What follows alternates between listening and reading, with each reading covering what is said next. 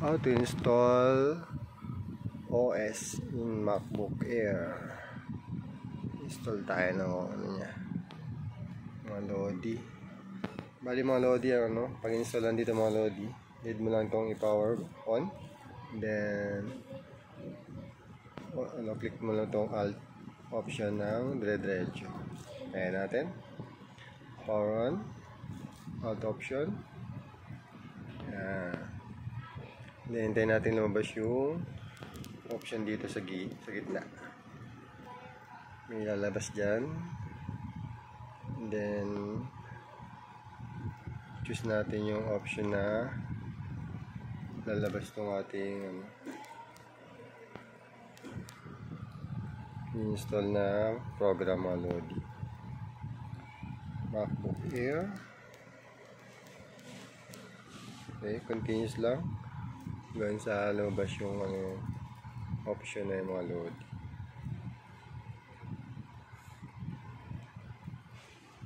Dahil yung laptop na to ay hindi siya nagbo-boot, hindi siya nagdidiretso, need natin siyang installan mga Lodi. Very slim. Yan mga Lodi, medyo matagal, kaya talagang need natin maghintay. Almost 2 minutes na, hindi pa lumalabas. Wait lang tayo.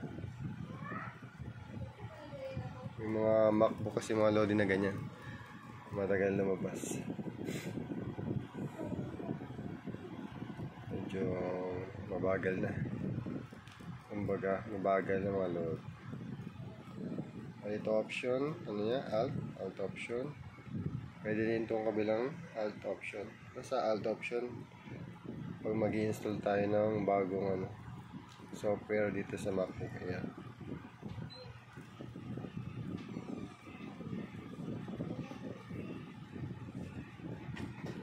Lumabas na. Nakikita yung mga Lodi yan, lumabas dito. Dinota niyan. Yan, malabas. Kapit mo lang itong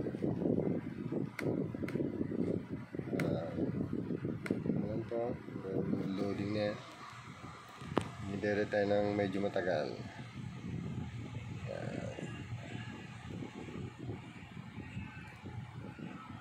Ay mga Lodi, nabasin natin sa matagal natin paghihintay. Hindi natin na videoan para hindi kayo mainip. Dito mga Lodi, piliin natin yung language natin kung saan man tayo na lugar. English tayo, kaya English yung pipiliin natin.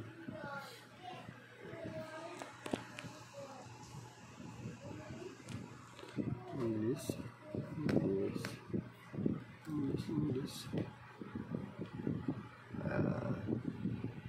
Dito tayo punta sa this utility.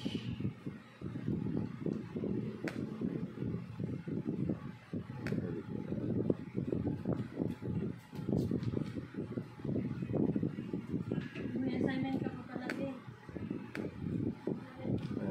Magdatan mga Lodi.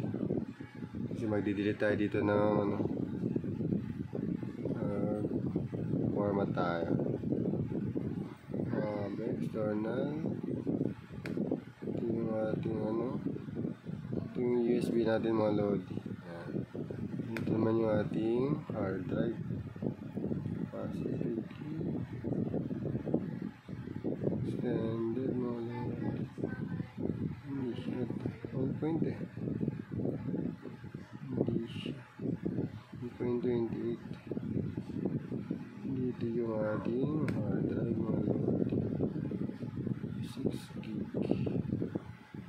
Dito mga Lodi, hindi nabasa yung hard drive niya. Hindi nabasa yung hard drive. Kaya natin muna install kung mag-work siya. Hindi lumabas yung hard drive. Nakos mo dyan. Mac OS Mojave. Check natin kung ilalabas dyan na